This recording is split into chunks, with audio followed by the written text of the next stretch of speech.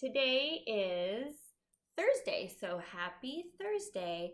It's April 9th, and it's day 22 of missing my kiddos. This would be our last school day before spring break.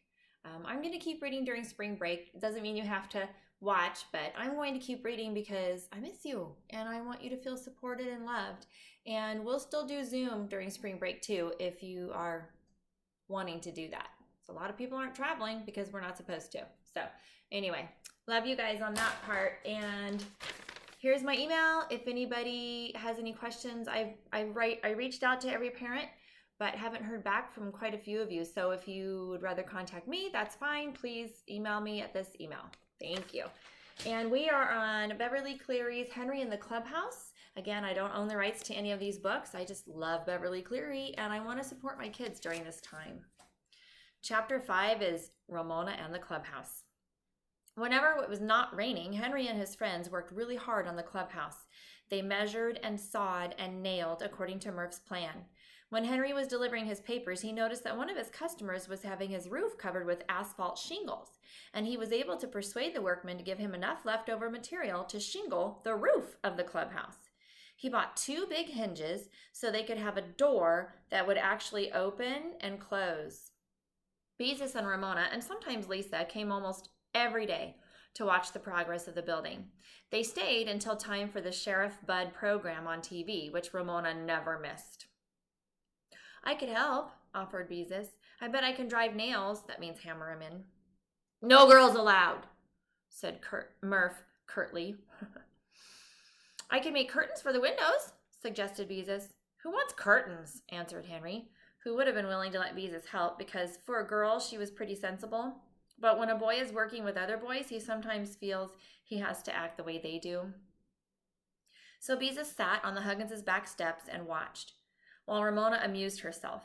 Ramona never had trouble keeping herself entertained. She climbed to the top step and began to count. 10, 9, 8, 7, 6, 5, 4, 3, 2, 1, blast off! Then she jumped to the ground. Oh, dear Ramona. And that's Beezus. You can tell by her body language, she is not happy. I know where I could get an old doormat, suggested Beezus hopefully. What's the use of having a clubhouse if you have to wipe your feet like a regular house? Asked Robert. It was not possible for Beezus to make a suggestion that would please the boys. Get lost, said Murph rudely. Well, all right for you, smarty pants. It was easy to see that Beezus' feelings were hurt. Mess around with your old boy stuff. See if I care. Come on, Ramona, let's go home. It's almost time for Sheriff Bud. Ramona finished blasting off and trotted along home with her sister. Henry was really sorry to see Beezus' feelings hurt, but he did not like to say so in front of the other boys, who were too busy installing the real glass windows to pay any attention to what had just happened. While the boys worked, Murph began to recite some strange words. Well, sounds. They weren't words, so Henry and Robert had trouble catching exactly what it was he was saying. The syllables, whatever they were, had a really catchy sound and rhythm. Say it again, Murph. Henry found himself wanting to make the sounds himself. Once more, Murph rattled off the syllables. This time he caught a beep and a boom. Hey, that sounds cool, said Robert. Where did you learn that? From my cousin in California, answered Murph. He learned it from a lifeguard. Say it again. Slow down, said Henry. I want to learn it. Murph laid down his hammer and recited slowly and distinctly. Now, before I do this, it's okay for you to learn the words too, but don't drive your parents crazy, because they're never going to forgive me, okay? Ready? Fadata, fadata, fadata. Bee pumbu pumba. Rata data boom sh affadi di bobo. Henry and Robert laid down their tools too. Fadata, fadata, fadata, they began, slowly at first, but in a few minutes they had mastered the sounds and they could rattle them off as fast as Murph. Hey, I have an idea, Henry was enthusiastic. We could be a club, and we could use it for our secret password and always say it so fast other kids couldn't learn it. Sure, agreed Robert. All the kids will want to learn it, but we won't teach it to them. Especially girls. Murph picked up a screwdriver and went to work to install the door hinges. At last, the clubhouse was finished. The siding was snug and tight. The hinges worked perfectly. The asphalt shingles were nailed down so securely the roof could not possibly leak. Yes, the boys agreed it was a good, solid house. It was just about as solid as a real house.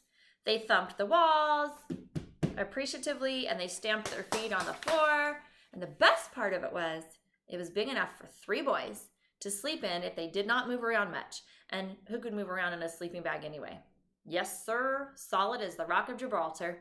Murph spoke with pride, for he was the one who had drawn up the plans in the first place.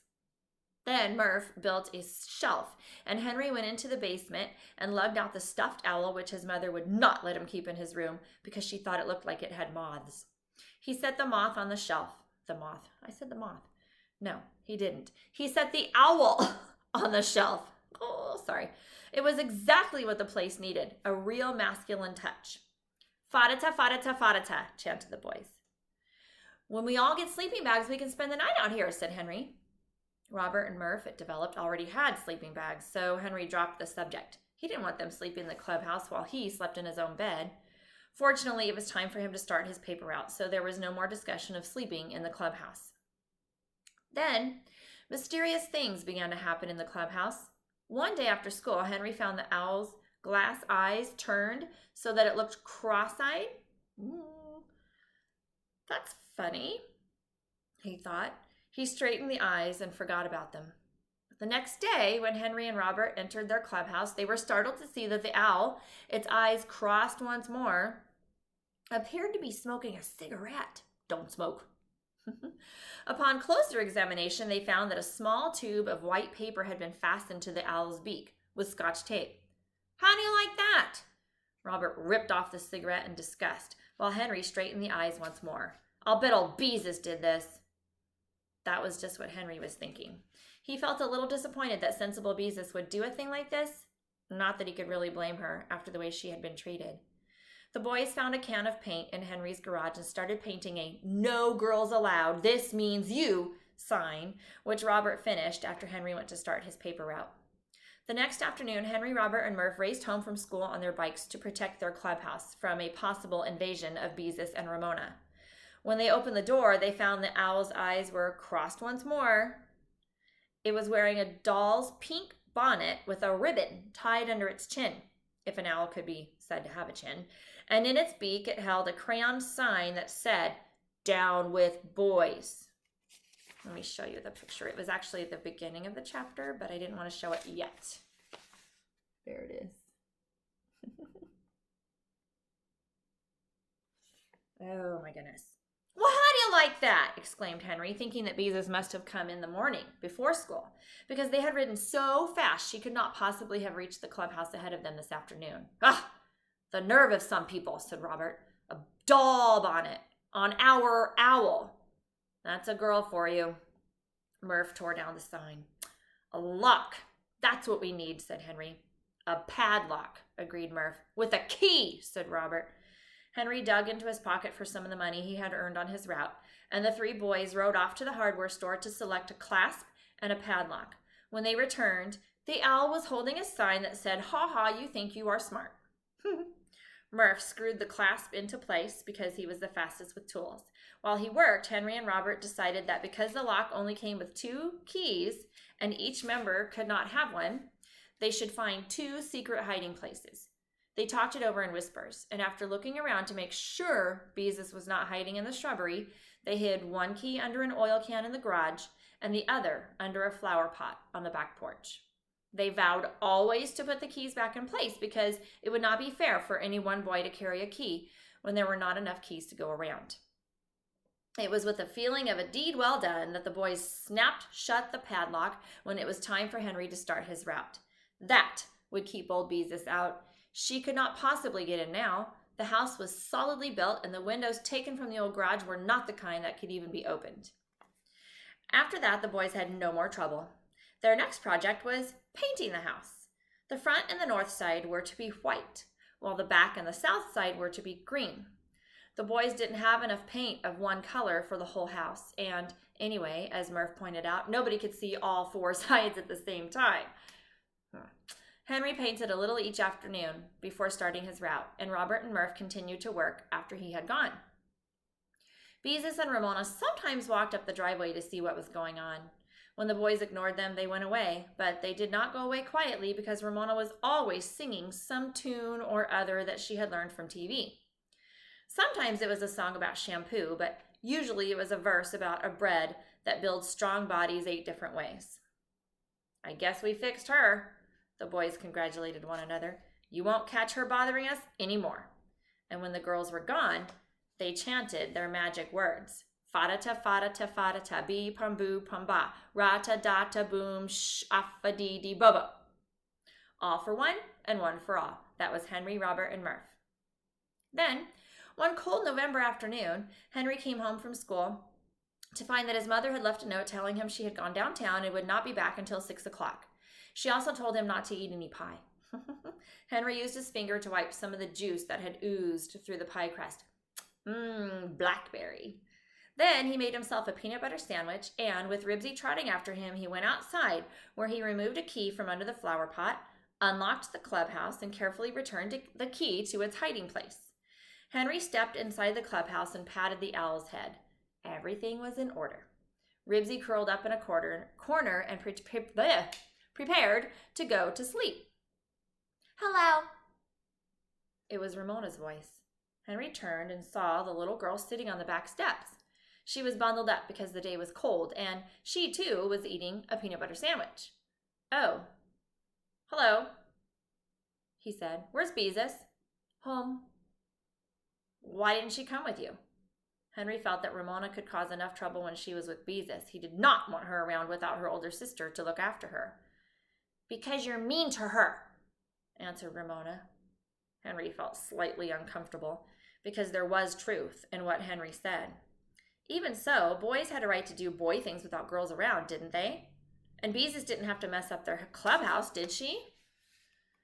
He looked at Ramona sitting on the steps, chewing her peanut butter sandwich. "Why don't you go home?" he asked, seeing no reason for being hospitable to Ramona. "I don't want to," said Ramona, and she went on chewing. Well, who cares, as long as she had a sandwich to keep her busy. Henry looked around the clubhouse to see how it could be furnished. Maybe an orange crate nailed to the wall would make a really good cupboard. He measured the space with his hands. Yeah, an orange crate would be just the right size. Henry was aware that the clubhouse had suddenly grown darker. He turned and saw that the door must have blown shut, but just then he heard a snap, and he had a terrible feeling. He tried the door. It was locked from the outside, and there was only one person who could have done it. Any guesses? Ramona. Henry looked out the window and saw Ramona sitting on the steps, calmly licking her fingers. "Get me out of here," he yelled. Ramona stopped licking long enough to answer, "I don't have a key." That stopped Henry. Of course she didn't have a key. Both keys were carefully hidden, and he was not going to tell any girl where they were either. He could get out some other way.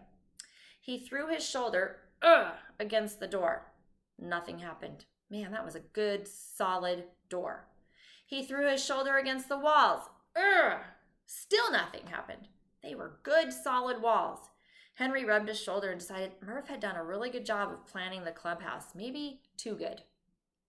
Next, he jumped up and down as hard as he could. Man, the floor was a good, solid floor.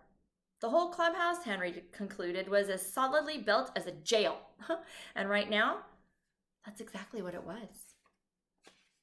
Next, Henry considered breaking a window. He looked around, but there wasn't a hammer or a stick of wood he could use.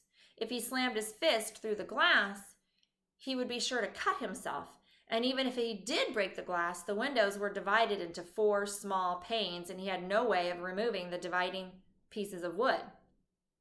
Next, Henry tried yelling, "Help! Help!" He shouted at the top of his voice. I don't want to freak out my neighbors and yell it too loud. "Help!" Henry stood up. No, not Henry. Ribsy stood up and barked. Nothing happened. Nothing at all unless you counted the pleased look on Ramona's face. Where was everybody? Help!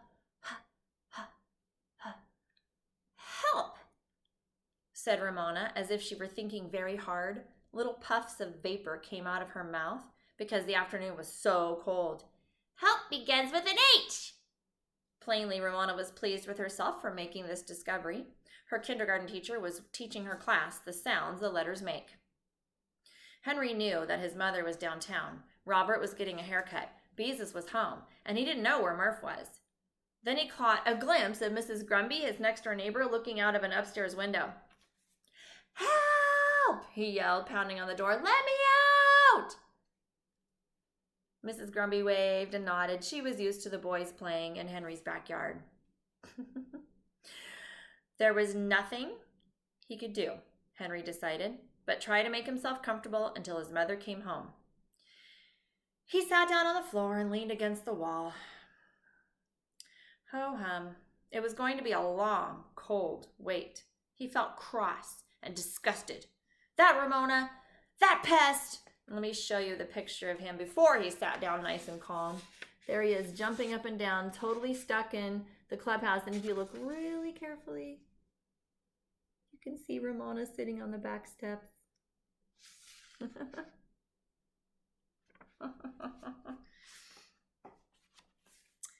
Oh! Henry leaped to his feet. His route! His paper route! He had to get out! He couldn't stay trapped until 6 o'clock or he wouldn't get his papers delivered in time. And he knew what his father would say about that. Oh boy. The only thing to do, Henry decided, was to tell Ramona where the key was and to get her to unlock the padlock. That wouldn't be so terrible now that he stopped to think about it. All he would have to do was find another hiding place after Ramona had gone home. Henry looked out the window. Ramona was no longer on the steps. Apparently, she had lost interest in Henry when he was silent, because now she was skipping down the driveway. He couldn't let her go. She was his only hope. Ramona, wait! Yelled Henry. Ramona stopped and looked back. Come here, called Henry. I want to tell you something. This tempted Ramona. She walked back and stood under the clubhouse window looking up at Henry. Henry had a feeling that if he was going to get Ramona to do what he wanted, he had better make this good. Ramona, I'm going to let you in on a secret. A big secret. Ramona, who liked secrets, looked interested. Henry decided to build it up. A secret only boys know, he added impressively. I don't like boys, Ramona informed him. Boys are mean. Oh, man. Henry saw that he had better choose his words with more care. At the same time, he had to hurry up because it was almost time to start his route. Only 3 people in the whole world know this secret.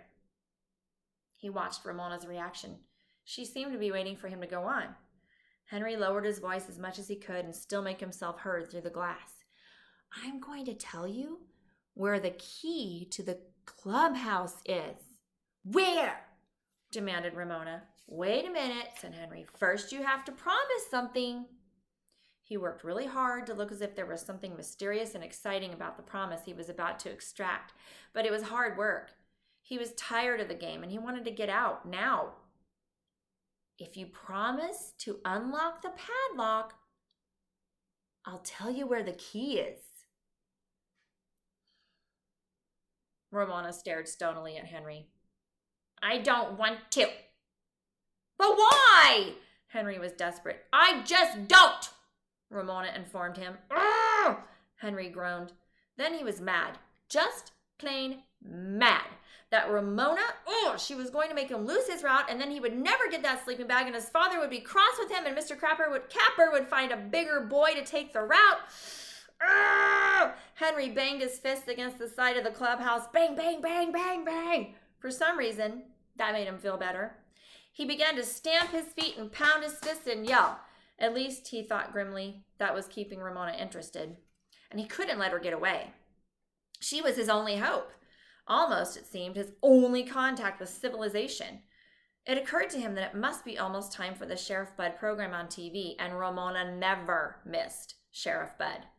It seemed silly to yell help and let me out when nobody was going to help him or let him out. Henry tried a Tarzan yell, that ah. Ramona sat down on the back steps and propped her chin up on her fist. Open sesame, yelled Henry, just in case it might work. The door remained shut. Then, in desperation, Henry tried the club yell, hoping somehow it would work like a magic spell. Fada-ta, bee, pum, boom, pum, ba, ra-ta-da-ta, boom, sh-off-a-dee-dee-bo-bo.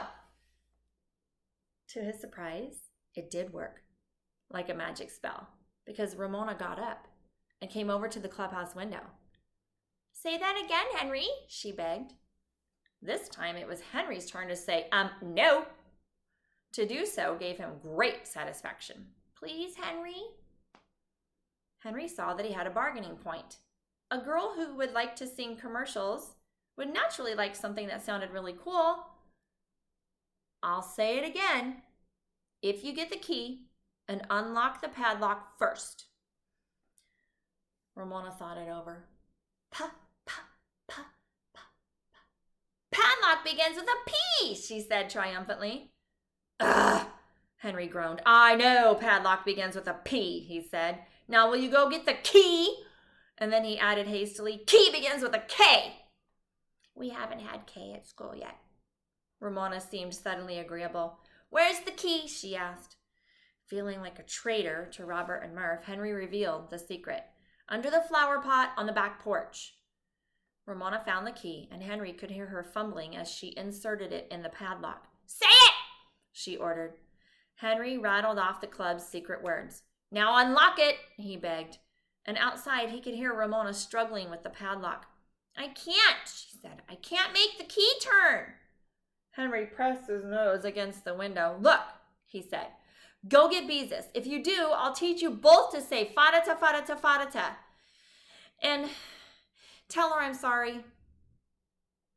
Oh man, I'm a traitor, thought Henry. A 100% traitor. But what else could he do? He had to get his papers delivered somehow. Then he began to worry about Ramona.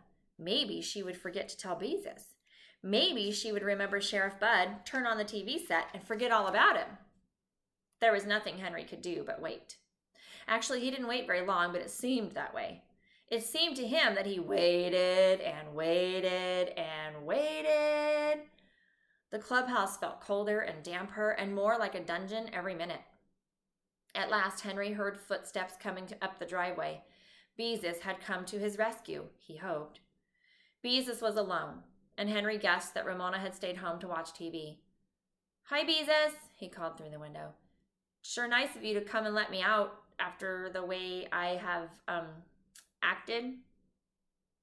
The last words Henry found difficult to speak, but he felt better when he had said them.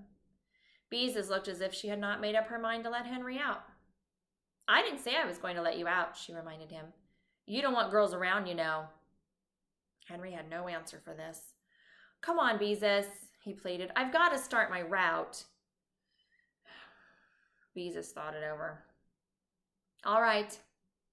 I'll let you out, but only because I know you have to start your route, she agreed, like the sensible girl she was. But first, teach me the secret words. Henry knew when he was licked. Oh, all right, if that's the way you feel about it. Fada-ta, fada-ta, fada-ta. Fada-ta, fada-ta, fada-ta, Beezus repeated gravely. Bee-pum-boom-pum-ba. Bee-pa-boom-pum-ba. Fortunately, Beezus learned quickly, and she soon mastered the secret words. She was a girl who kept her part of the bargain. She unlocked the padlock and slipped it out of the clasp. There, she said. Thanks, Beezus, said Henry, as he stepped out to fresh air and freedom. He picked up his bicycle. He had no time to talk if he was going to get his papers folded and delivered. Beezus did not seem to mind that Henry was in such a hurry.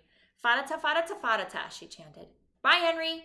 I'm going home to teach the secret words to Ramona like I promised. Henry threw his leg over his bicycle and pedaled down the driveway. Now the secret words would be all over the neighborhood.